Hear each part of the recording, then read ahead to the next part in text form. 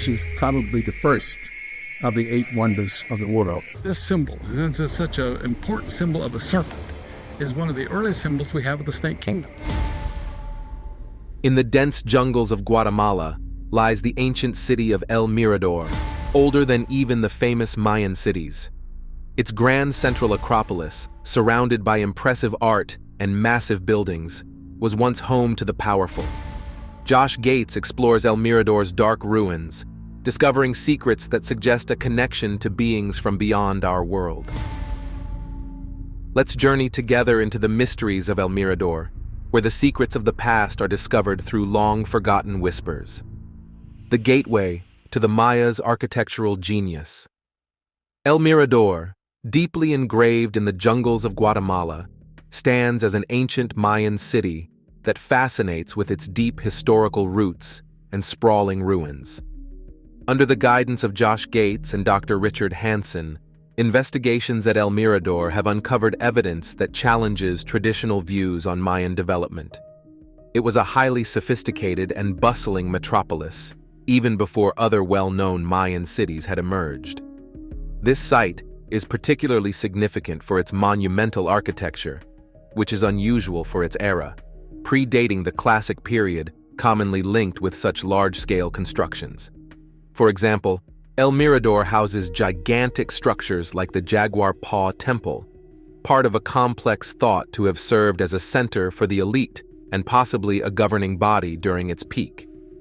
The Central Acropolis in El Mirador is a key area where the upper classes lived and ruled, surrounded by sophisticated art and architecture that underscores the city's historical and cultural importance. Moreover, El Mirador's location in a biodiverse ecological zone supports a range of wildlife, including jaguars, monkeys, and various bird species like toucans, and the vibrant ocellated turkey native to this region. Investigations also show that El Mirador's rise involved complex urban planning and architectural skill, which were advanced for their time. The city flourished between 600 BC and 100 AD, marking it as a leading center of Maya civilization, and raises questions about the socio-political and technological advancements of the Maya during the pre-classic period. The journey to El Mirador, though tough, offers explorers a direct experience of this magnificent site. The route usually spans about 50 miles, requiring 6 to 9 hours of hiking daily across varied terrains and picturesque landscapes. This adventure not only allows visitors to explore the ancient ruins, but also to immerse themselves in the local culture and natural beauty of the area. The ongoing discoveries at El Mirador continue to deepen our understanding of Mayan history, urging scholars and adventurers to rethink established timelines and stories of this ancient civilization. El Mirador's appeal lies not only in its historical significance, but also in its impressive size and complexity. The city covers a large area and features sprawling urban centers, tall temples, and complex architectural details that indicate a highly advanced civilization. The immense size of these constructions inspires and mystifies those studying the ancient world, as experts wonder how the Mayans managed such architectural feats with the tools they had. Climbing the large steps of the La Danta Pyramid, one is struck by the ingenuity of its builders. This enormous structure, along with others across El Mirador, stands as evidence of the Mayans' engineering skills and visionary urban planning. Their use of limestone and green wood to produce lime plaster is one example of their innovative techniques, showing their thorough knowledge of available materials and their uses. El Mirador is more than just an architectural wonder. It provides insight into the lives, beliefs, and organizational structure of its past inhabitants. Scholars carefully examining the remnants of the city, its structures, inscribed stones, and artifacts, have gradually crafted a detailed view of the complex social and political life that marked this civilization. The architecture at El Mirador, with its large structures and elaborate facades, suggests a society with clear social classes and a complicated hierarchy. The tallest pyramid, La Danta, attests to the advanced engineering abilities and organizational skills of its people. The layout of the city, with its ceremonial centers and residential areas, shows a well-planned urban design that supported both daily life and religious activities.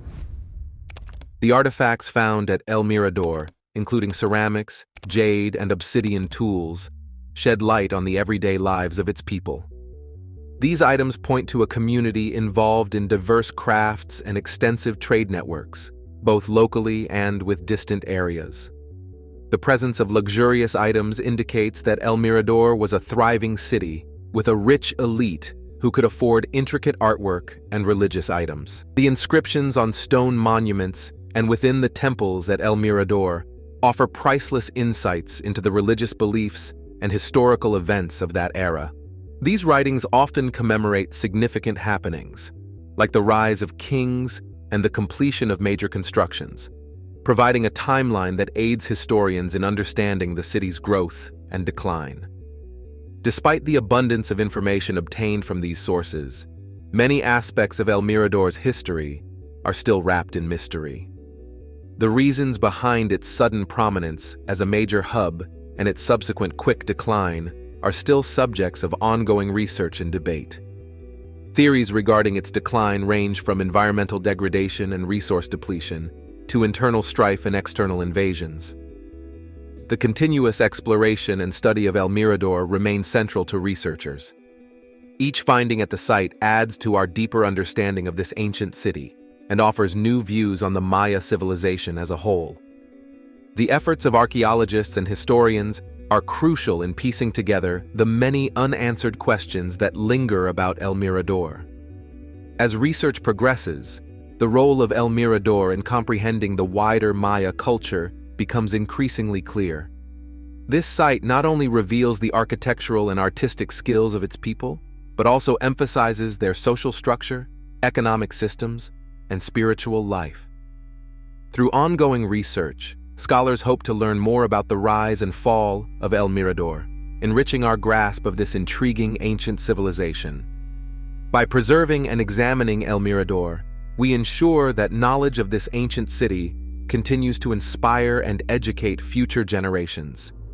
The insights gained from its ruins go beyond mere historical curiosity, offering lessons in human ingenuity, resilience, and the complexity of societal development. Each new discovery at El Mirador adds layers of complexity to our understanding of Mayan history, pushing the limits of what was previously known and inviting more scrutiny and debate. Far from providing clear answers, each finding leads to more questions, drawing researchers deeper into the complex web of historical speculation. This ongoing investigation makes El Mirador not just a site of past wonders, but a continuous challenge to modern minds, attempting to decode the long-lost secrets of the ancient Maya. Prepare to delve deeper into El Mirador, where every discovery tells a tale of ancient splendor and intrigue. The spiritual legacy of El Mirador. Deep within the dense, lush jungles of Guatemala, Josh Gates and Dr. Richard Hansen made a significant discovery at El Mirador, a site that promised to reshape our understanding of the ancient Mayan civilization.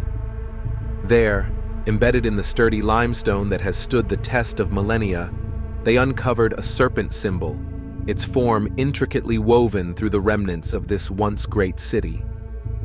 This was no mere remnant of the past, but a profound clue pointing directly to the deep and complex Mayan mythology, indicating one of the earliest depictions of the highly revered Snake Kingdom.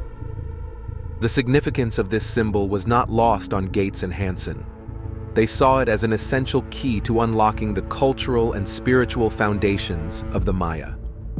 This serpent, a recurring figure in Mayan lore symbolizing fertility, rebirth, and power, suggested not only the spiritual importance of such symbols, but also hinted at the possible governance by the so-called Snake Kings. They might have played a crucial role in the history of El Mirador.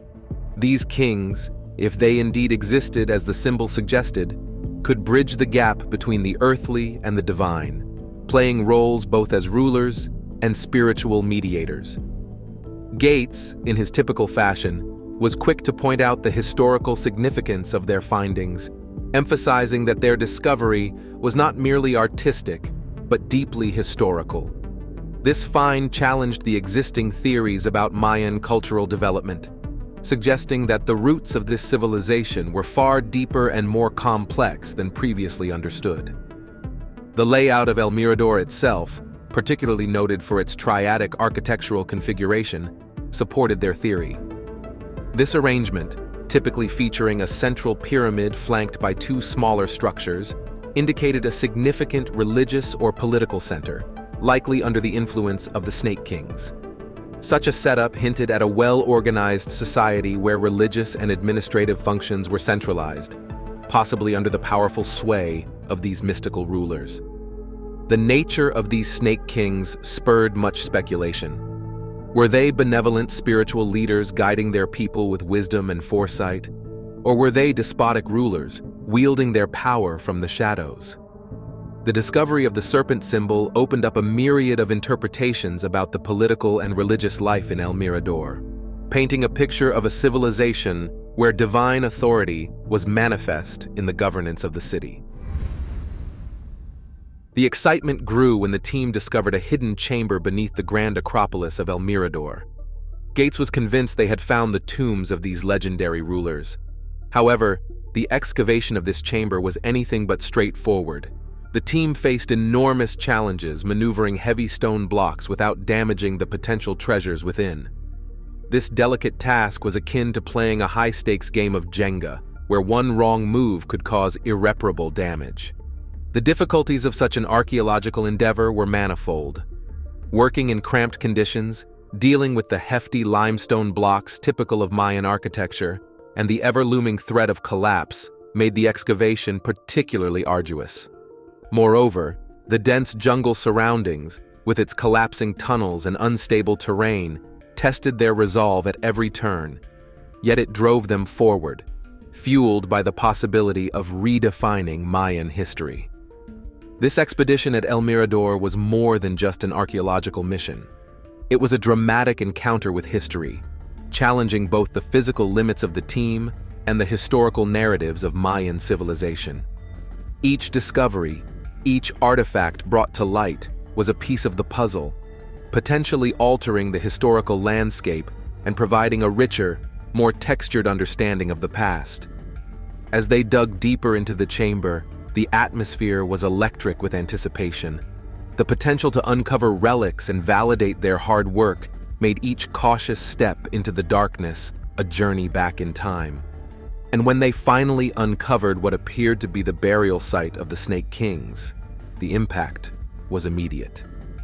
This was a monumental find, linking the legends of the past with tangible evidence and offering a rare glimpse into the sophisticated and complex society that was the ancient Maya.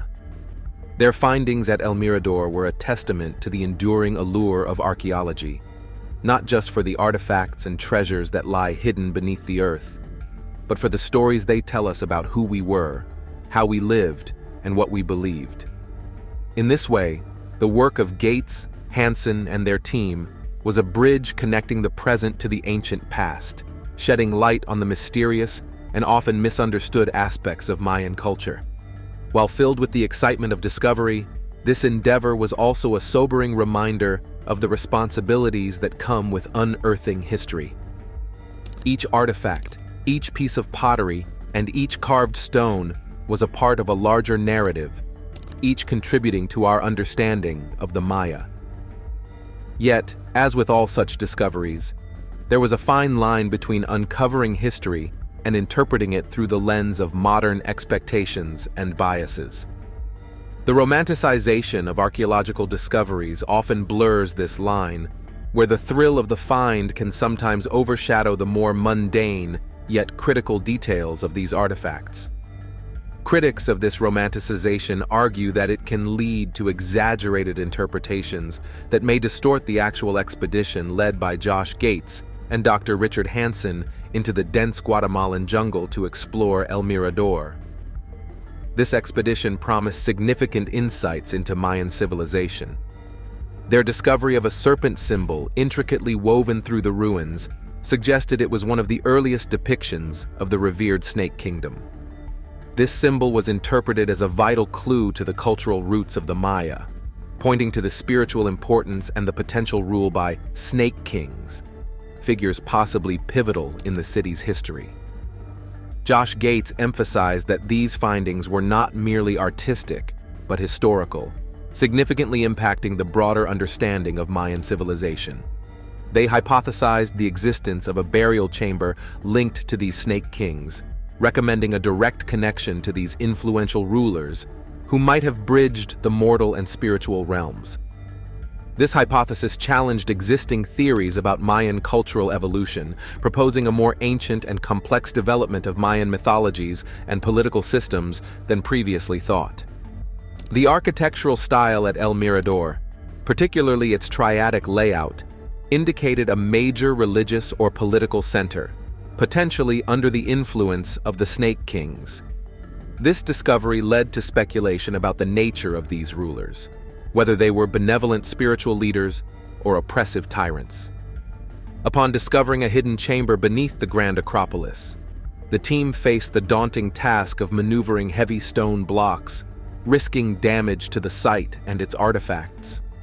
The excavation's challenges highlighted the hardships of archaeological endeavors, exacerbated by the jungle's dense foliage, collapsing tunnels, and unstable terrain. Each discovery at El Mirador was viewed as a potential rewriting of Mayan history, enhancing our understanding of this ancient civilization's sophistication in architecture and urban planning. These findings underscored the Maya's ability to sustain large urban populations, suggesting advanced levels of social organization and resource management. Romanticizing archaeological discoveries, such as those at El Mirador, often invites skepticism. Critics argue that while these findings are thrilling, there is a risk that the excitement overshadows the mundane details, leading to exaggerated narratives that might cloud the actual historical significance. This phenomenon raises debates about the authenticity of interpreting historical artifacts, urging a balanced approach between unveiling facts and crafting captivating narratives. This expedition not only unearthed new artifacts, but also deepened our appreciation for the Maya's rich history, challenging us to consider the fine line between discovery and interpretation in the field of archaeology. Join Percy Fawcett as we venture into the Amazon's depths, unraveling his daring quest for the legendary city of Z. Percy Fawcett's obsession with the city of Z. In 1925, British explorer Percy Fawcett launched on his final expedition into the Amazon with his son Jack Fawcett and close friend Raleigh Rymel, aiming to unearth the legendary city of Zed. Fawcett was no stranger to the Amazon. His previous travels had fostered a deep familiarity with its dense jungles and diverse indigenous populations, whom he approached with respect and an open mind. Over his years of exploration, Fawcett pieced together a theory of a lost civilization, fueled by artifacts he discovered, and historical texts like Manuscript 512. This document, penned by a Portuguese explorer in the 1750s, described a grand city, rich in culture and complexity. The team set out with modest supplies, heading into poorly charted and perilous areas of the Amazon. They managed to advance 10 to 15 miles daily, contending with relentless insects and navigating difficult terrain. Their last reported position was at a site Fawcett had named Dead Horse Camp, after a previous expedition's hardship there. It was from this location that Fawcett sent what would be his last communication, filled with hope for what lay ahead. When Fawcett and his companions failed to return, numerous search teams were dispatched, with the first led by George Miller Diet in 1928. Despite their efforts, no conclusive evidence of the explorers' fate emerged. Over the years, various theories have been proposed, from natural disasters and hostile encounters to the possibility that Fawcett found Z and chose to remain. Yet, none of these theories have been substantiated by concrete evidence. The tale of Fawcett's quest for the city of Z not only underscores the allure of the unexplored, but also reflects our fascination with the unknown. This story has been retold and dramatized repeatedly, notably in a poignant episode of Expedition Unknown, hosted by Josh Gates. Gates retraced Fawcett's perilous route, guided by the explorer's journals and insights from local tribes. The episode vividly portrayed the formidable challenges of dense jungles, treacherous rivers, and ever-present wildlife, conditions that Fawcett himself faced. Both Fawcett's and Gates's experiences highlight the physical and psychological challenges inherent in such quests. These explorations, driven by the thrill of potentially discovering a lost civilization, underscore a deep human curiosity and the urge to push the boundaries of known geography. Despite advancements in technology and historical understanding, the dangers and audacity of Fawcett's original mission are echoed in Gates's modern-day journey. However, the romantic portrayal of these expeditions often oversimplifies the complex realities involved. For example, indigenous tribes are frequently depicted merely as gatekeepers to ancient secrets, rather than as communities with rich cultural histories. This skewed portrayal can undermine the ethical considerations essential in modern archaeological practice, which emphasizes collaboration with indigenous peoples and respects both cultural and environmental concerns. Moreover, the search for grand architectural ruins can overshadow the more nuanced aspects of ancient civilizations that might lack monumental stone structures but are no less sophisticated. While the discovery of ruins and artifacts offers intriguing glimpses into past societies, they are just pieces of a larger historical puzzle. What is often presented as definitive proof of grand theories may only be a fragment of the true story. Such dramatizations contribute to a broader narrative that often prioritizes sensational discovery over accurate historical representation. This approach can lead to a tunnel vision in historical exploration, where the search for evidence supporting preconceived notions overshadows a broader understanding of the past. In essence, the story of Percy Fawcett's search for the city of Z serves as a critique of exploration literature and media. It highlights how these narratives can romanticize the unknown and simplify complex indigenous histories into mere footnotes in Western stories. The enduring appeal of the lost city trope in popular culture often overlooks the real challenges and ethical considerations of such undertakings. While these stories captivate us with their sense of adventure, they also reflect our cultural biases and the limitations of our understanding. The true legacy of Fawcett's expeditions may lie not in the ruins he sought, but in the continued fascination with the mysteries they represent. Follow us on Amelia Earhart's final flight as we dissect the puzzles and possibilities surrounding her mysterious disappearance. The search for Amelia Earhart's last secrets. Josh Gates took on the formidable task of investigating the disappearance of the famous aviator, Amelia Earhart. Earhart's mysterious vanishing continues to be one of the most perplexing events in history, captivating people worldwide and generating countless speculative theories. In an effort to uncover the truth about Earhart's last flight in 1937, where she and her navigator Fred Noonan attempted to circumnavigate the globe, Gates ventured into the deep and often misunderstood narrative surrounding their ill-fated journey, which ended abruptly over the Pacific Ocean. Amelia Mary Earhart was born on July 24, 1897, in Atchison, Kansas. She faced many challenges growing up in a family that often struggled financially due to her father's unstable career. Despite these difficulties, Amelia Mary Earhart was driven and adventurous from a young age, qualities that would later define her both personally and professionally. Amelia Mary Earhart's interest in aviation sparked in 1920 after her first airplane ride, which led her to take flying lessons and buy her first plane, a Kinner Airster. By 1922, she had already set a new altitude record for female pilots. Her significant breakthrough came in 1928, when she became the first woman to fly across the Atlantic Ocean, though initially just as a passenger. This journey thrust her into the spotlight and laid the groundwork for her future solo flights, and her role as a promoter of women's opportunities in aviation. Amelia Mary Earhart's most famous and final flight took place in 1937, when she and her navigator, Fred Noonan, attempted to fly around the world. Starting from Miami, they flew over South America, Africa, India, and Southeast Asia, covering 22,000 miles. They aimed to complete the last 7,000 miles to the United States. However, on July 2, 1937, near Howland Island in the Central Pacific Ocean, they disappeared and were never seen again. Despite extensive search efforts, no trace of them or their aircraft was ever found, and Amelia Mary Earhart was declared dead in 1939. The disappearance of Amelia Mary Earhart and Fred Noonan remains one of the greatest unsolved mysteries of the 20th century. It has sparked countless theories ranging from crashing into the Pacific Ocean due to running out of fuel to potentially surviving for a while on an uninhabited island.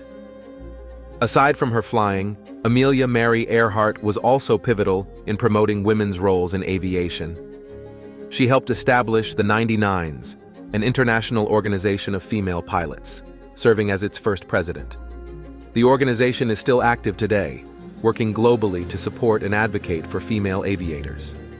During his detailed investigation, Gates explored various hypotheses surrounding their fate, ranging from crash landings to espionage.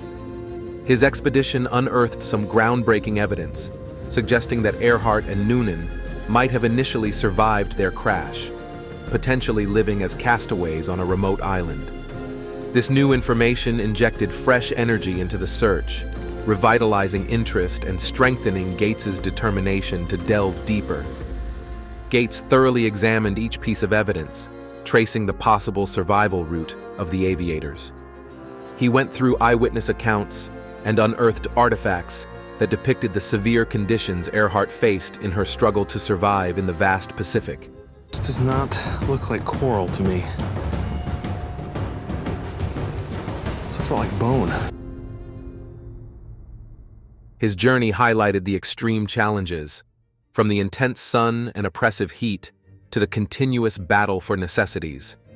Yet, it also showcased moments of resilience, depicting how Earhart and Noonan desperately fought to stay alive against formidable odds. However, Gates's narrative does more than recount an adventure. It also critiques how historical explorations are often presented. The dramatization of Earhart's story tends to simplify and glamorize the harsh realities of such expeditions, occasionally at the expense of historical accuracy.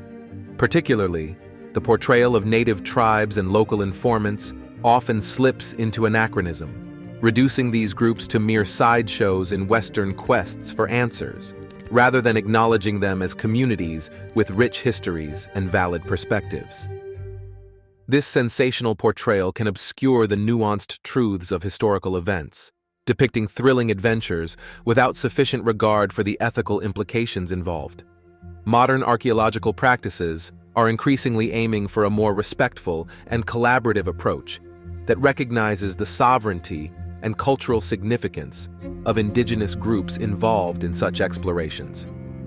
Additionally, the focus on discovering monumental ruins or unearthing long-lost artifacts can diminish the appreciation of the more subtle, yet equally significant aspects of historical and cultural analysis. While finding tangible ruins is undoubtedly thrilling, these discoveries represent just a fragment of the broader historical context. Often, the complexity of societies that might have existed and the intricate connections between historical facts and their modern interpretations are lost in such narratives. In his expedition, aired on the Travel Channel's Expedition Unknown, Gates utilized advanced technology such as radio transmission analysis, navigational chart assessments, and satellite imagery to reconstruct Earhart's final hours and uncover clues about her disappearance. This endeavor highlighted the complexities of translating historical and archaeological findings into engaging narratives without losing sight of factual accuracy and ethical considerations.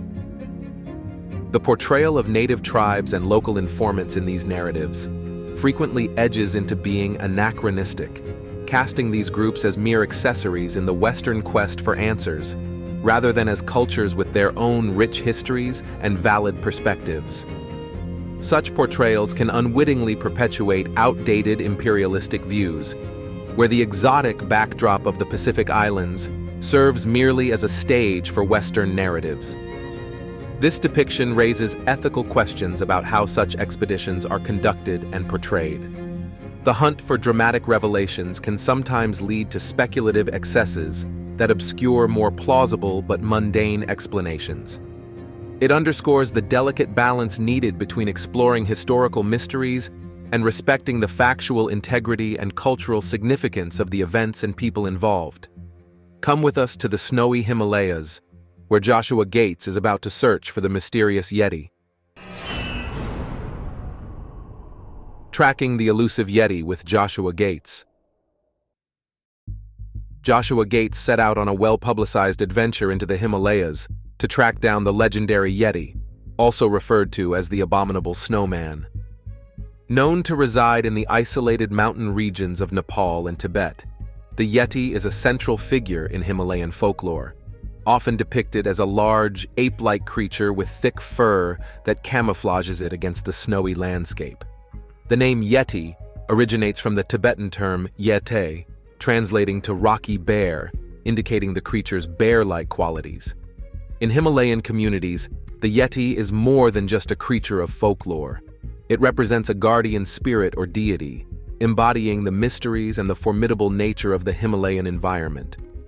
These stories are not merely tales, they form a vital part of the local heritage, often serving to explain natural phenomena and impart moral lessons. Interest in the Yeti from the Western world surged in the 20th century, driven by explorers who returned with tales and supposed evidence, such as footprints and unclear photographs. Nonetheless, many of these alleged proofs have been greeted with skepticism, attributed possibly to misidentifications of native animals like the Himalayan brown bear. Joshua Gates's expedition sought to enhance these local legends with purported evidence, including alleged Yeti footprints and strands of mysterious hair. His journey took him deep into the challenging terrains of the Himalayas.